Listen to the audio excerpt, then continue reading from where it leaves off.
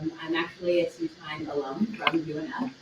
I graduated with my bachelor's in community interpreting, and this past May in 2024, my master's in educational interpreting.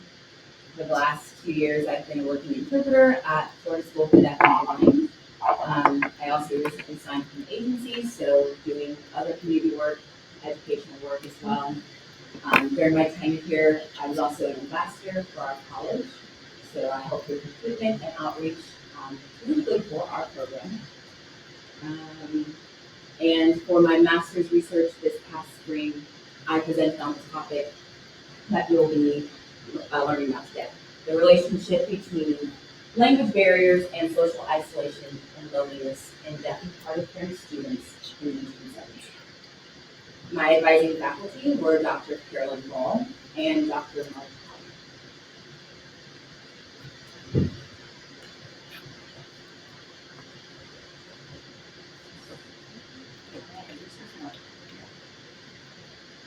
So, during the 1900s, in the 70s and 90s, there was an international revolution in history's views on education regarding students with disabilities, or what we now decide to say exceptionalities. A few different laws were implemented to provide and protect rights to equal education. Arguably the most impactful one in the United States is the Individuals with Disabilities Education Act of 1990, which provided a free, appropriate public education for faith, and advocated that students would be educated in mainstream settings, or what we call their least restricted environment, which is often interpreted as the mainstream setting, where a vast majority of students who are non-deaf or hard of hearing are found, and so they're typically provided. These are the various laws that I found during my research. In 1973, the Rehabilitation Act, Section 504. 1975, the public law that we now call Education for All Handicapped Children Act. Later dubbed the Individuals with Disabilities Education Act, or IDEA for short, which again is the one that provided FAPE and the LRE. In 1990, Americans with Disabilities Act, what we call the ADA. And then there's also the Convention on the Rights of the Children, CRC efforts, which are funded and hosted by the United Nations. So it's an international law, not just our country. And then standard rules of the equalization of opportunities for persons with disabilities, which was also adopted by the UN. Before I go any further, I forgot to mention why I chose this topic. When you look at the dialogue concerning mental health, it has severely increased and become more popular in the last decade, I would say, which often we talk about in presentation. But it really made me realize some things that were going on in my own life. In high school, I, for the first time ever, had a panic attack my sophomore year. Something that I did not have any terminology for, or any concept or understanding of until I had my third one, my first semester here in Ohio. So, to me, mental health is a very important topic that more people need to be discussing. More people need to have resources on, knowledge on, and empower people to deal with it and confront it on. I also experienced depression during my sophomore year of high school and at various times throughout COVID. And to be quite transparent with you, the last month I have had some depressive episodes, as well as some times where I'm severely anxious and stressed throughout my days. And I had to come to family members and friends and tell them I am not doing too well. So imagine if you don't have a support system. You're a student who has a language barrier, whether you're deaf or hard of hearing, whether you are Hispanic and you speak Spanish, whether you're Portuguese and you speak Portuguese, maybe you're from Asia and you speak Chinese, Mandarin, Korean, whatever, and there's no way to convey that you need that help, there's no way to access those resources, then it's not going to be very easy for you to continue on doing the best that you can do academically, or even holistically in your life as well. So that's why I chose this topic, because in working with deaf and hard of hearing students as an educational interpreter, I would like to be able to recognize those signs and get them in touch with the correct professionals in the school system to help them. So, as I mentioned before, that while there's been an increase in the conversation, access to those resources has not been increasing. So advocating for the rights of children to receive education is a great stride and advancement in our society, and that's undeniable. However, the problem is that despite enacting laws promoting inclusion practices commonly refer to a student who's placed, or to where a student is placed in education, and there's still a failure to consider full integration into that environment, and that includes social integration. So most deaf and hard of hearing students in mainstream settings are often isolated in the education system. So mainstream settings are typically what we call public schools. Um, there's mostly going to be hearing peers there and hearing faculty. In 2004, the U.S. Department of Education found that approximately 85% of deaf and hard of hearing students were in a mainstream school. 85%. And of them, 43% of them spent their school day in a general education classroom. So your typical classroom that you think of when you think of school. So they're not in self-contained class where there might be one other deaf person. They're not in a class that is fully for deaf students. They're pretty much with hearing peers all day. Then, in 2020, the U.S. Department of Education reported that 87.9% of students were in mainstream school and in regular classrooms for 80% of their day. So that's only an increase over the last decade. Or the last 2 decades, actually. Then the Department of Education continues to track these things, and you can see a steady increase throughout time. So these proportions are mirrored in other countries. So my research isn't just focused on the U.S. It can apply to anywhere where you find a deaf student in a mainstream setting. So for example, in Israel, 80% of deaf and hard of hearing students are in mainstream settings. And although most of the deaf and hard of hearing students are in mainstream settings, so the majority of them, like we said, over 80% are there, they're still isolated because they're scattered throughout the education system. And they then have quickly developed social isolation due to communication differences or language barriers. So isolation, especially over extended periods of time, can take a significant toll on one's mental health and their academic performance, right? So think about if you're stressed or if you're not getting the emotional support you need, then it's hard to focus in class, it's hard to perform well. Isolation also refers to the perceptions and observations made of the subject, while loneliness refers to the feelings determined by the subject in their first-hand experience. So one is looking from the outside and judging the student, the other is the student telling you how they feel for themselves. The public discourse on mental health has gained more attention in the past several years.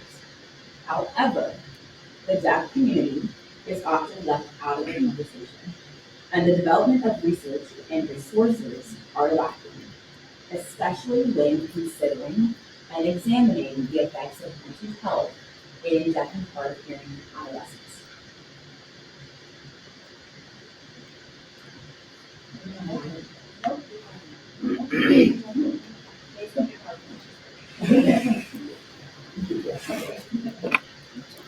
So studies to date involve the application of quantifiable measures to deaf students.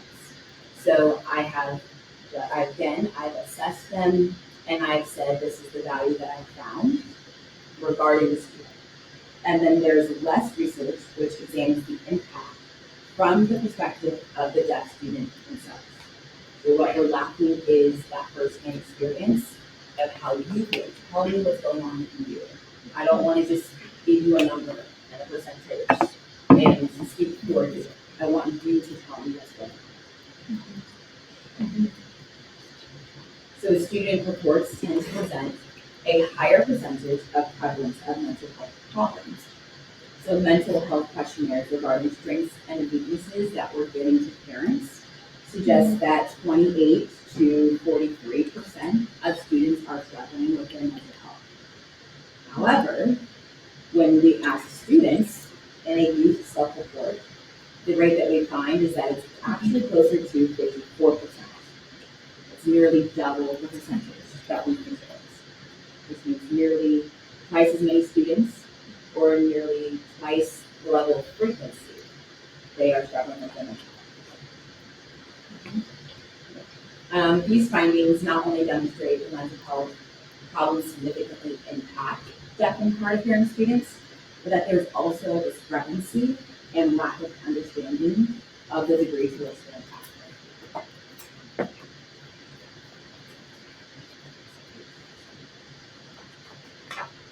So here's the link that I found. When you look at the research, the problem that I found is that there's a link between linguistic barriers and experiences of social isolation and loneliness.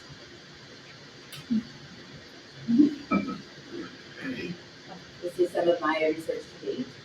So there's a limit or restricted intimacy in terms of forming relationships. So when you don't have language, how are you supposed to communicate with someone to develop a relationship? It's impossible. Deaf and hard of hearing adolescents are more prone to boredom and depression than during adolescence. So again, let's say you're sitting in class with a deaf and hard of hearing student, and you're just staring at someone who's essentially talking as if they're a dance teacher. Wah, wah, wah, wah, wah, right? It's going right over your head.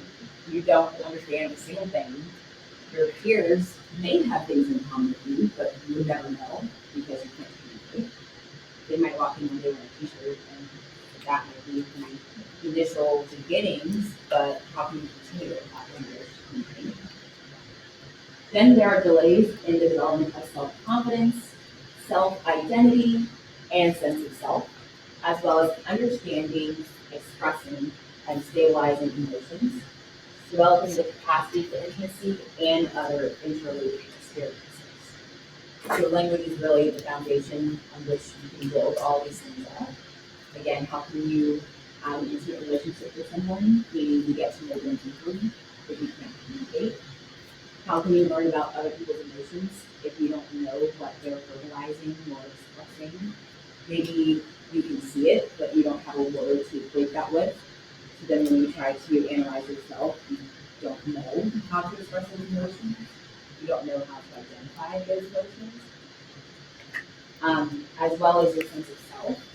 I know who I am based off of, having friends who know who they are, and I can judge that we're different, and I'm comfortable with that. Or maybe I'm different, and I want to be more like you, right? You develop your sense of self through those interactions with society, with peers, with mentors, with professors, um, with teachers, and with baseball peers. All of these things are interrelated experiences that depend on language.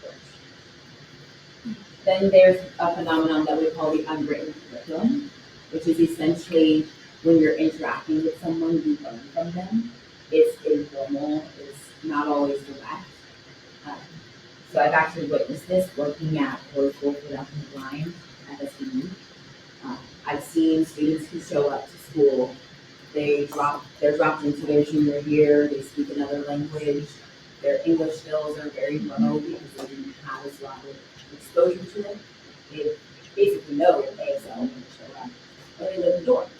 So then by living in the dorm and interacting with peers, they learn from them. They learn mannerisms, they learn ASL, they learn behaviors, what's acceptable, what's not acceptable. They learn expectations. all of this is unwritten curriculum. No one sat there and gave them a lecture on how they should use signs, how they should behave, the cool slang of the day. No one sat there and taught it to them, but they learned it through interacting using language. Whether they had a little bit of language when they began or a lot when they ended and grew, it's still developed through language. And so when you take a DHA student and you place them in a mainstream school where they're by themselves, there is no written curriculum because there's no language interaction. The other thing I found is that physical proximity is not sufficient enough to promote or ensure that interactions and engagements are going to happen. So simply because I put a DHA student next to another student who's really nice normally, doesn't mean they're going to interact. Just because I stick two students on the same baseball team, or the same basketball team, or the same dance team, doesn't mean they're going to interact. There needs to be a mode of communication available. There needs to be common interest, which will develop over time, but essentially they need to have language in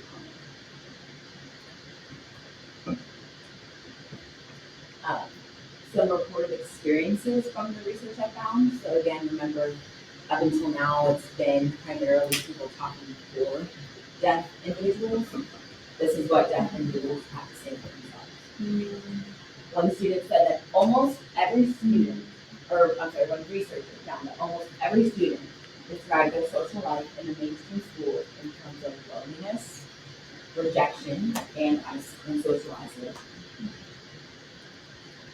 Another person said that social lives have been discouraging, even dismal, dearth of quality friendships, the constant lack of access to everyday conversations with fellow students, and the subsequent loneliness.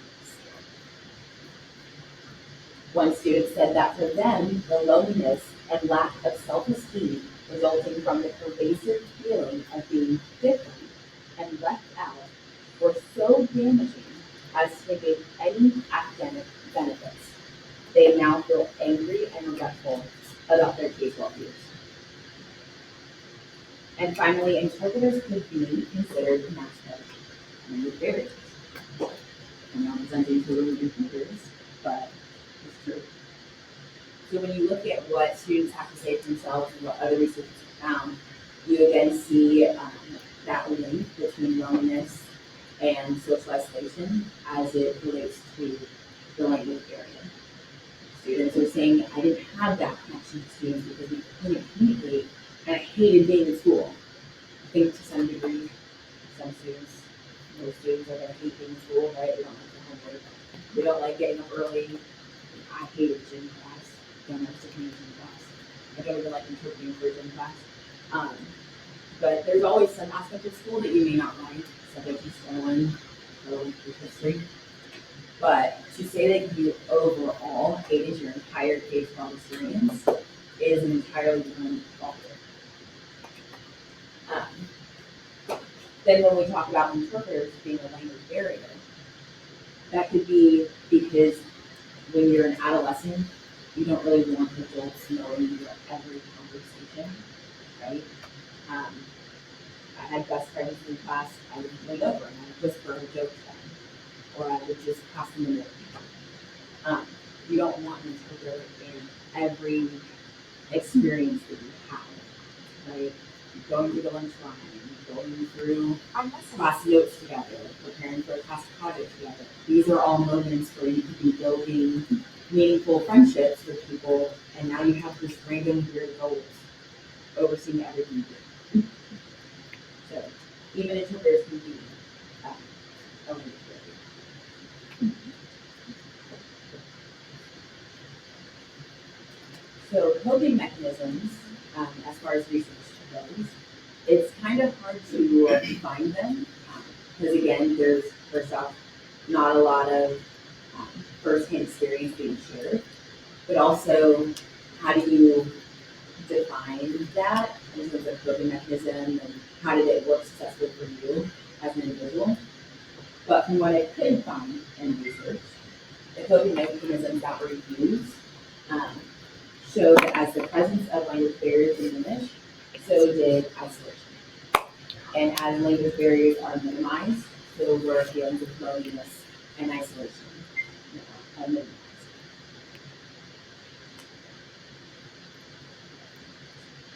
Presently, there is not enough sufficient, there's not a sufficient amount of research available related to social isolation and loneliness experienced by PHH adolescents or its connection to language barriers. So there's a lot of maybe one or the other, or maybe they're related to different things. But when you bring the two concepts together, that's what we need to see more research of, especially again in terms of self-reporting how student is. So for my design methodology and my central question was, in what ways do language barriers influence the the social isolation and loneliness of DJ students in mainstream settings? So I have a bunch of sub questions, but this was the main one that I'm focusing on, and from there developed other sub questions to kind of hone in on that link between the two. For my participants, I need a minimum of 100 students. They would have to be deaf or hard of hearing. Currently enrolled in a mainstream setting, granted parent or guardian permission if they're under the age of 18. And if they're not under the age of 18, then they need to be legally emancipated, so they have the legal right to make decisions on their own behalf, or they need to be age older. Another stipulation is that they would be age 30 or under, and we're in a mainstream setting for a minimum of one full school year. So I built this specific stipulation in to minimize the difference between age gaps and generational gaps. So as our generations and our times have gone on, we've had technological improvements. We've had changes in laws, like the ones I went over for the beginning of the presentation, right? All of these things would impact where a student is placed, how a student would interact with their peers, and those sorts of things.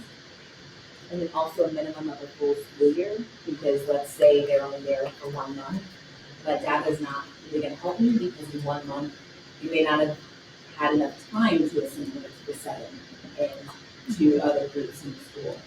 To feel 1 school year is enough time to see how did you actually feel throughout the year. Another stipulation is that language preferences can be English and or ASL and or some system on the language spectrum between the two. So really just a fancy way of saying I don't care what your language is as long as it's somewhere between English and ASL. I don't care if it's PSE, I don't care if it's C, I don't care if it's PACE. I don't care if you have to sing home for yourself. Really, I just want to see that you have some type of communication that allows you to do that. And finally, that they're eligible regardless of utilization of assistive listening devices or technology or interface. So, really just open more through all that.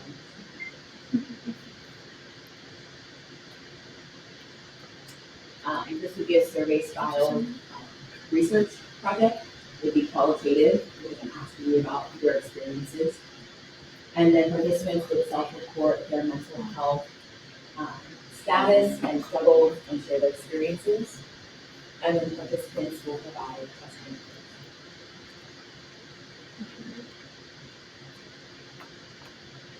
Then I would use an analytical approach of a thematic analysis.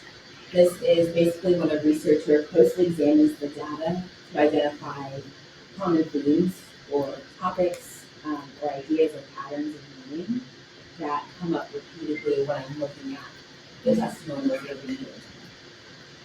So one researcher had said that almost every student they spoke to used the same 3 things: isolation, rejection, loneliness, right? That would be a theme that comes up in research. I would look those in there. Are you using the same terminology? And even if you're not using the same exact terminology, can I group some of your experiences together and see a reoccurring pattern? So trends and patterns identified would focus on triggers and precursors of social isolation and manifestations of loneliness. So what's causing you to feel isolated and how is that loneliness expressed? Then I would identify differences in lived experiences as it relates to the severity of isolation and loneliness. So is it you're lonely maybe once a week, or do you feel like a constant cloud is hanging over you every day? Distinguishing between those severity and phases, so early, moderate, and severe. And then finally noticing how modes of communication then impact the degree to which students experience those things, the loneliness and isolation. So for example, with my participants, I said I don't care if you use English only, ASL only, a mix, it doesn't matter.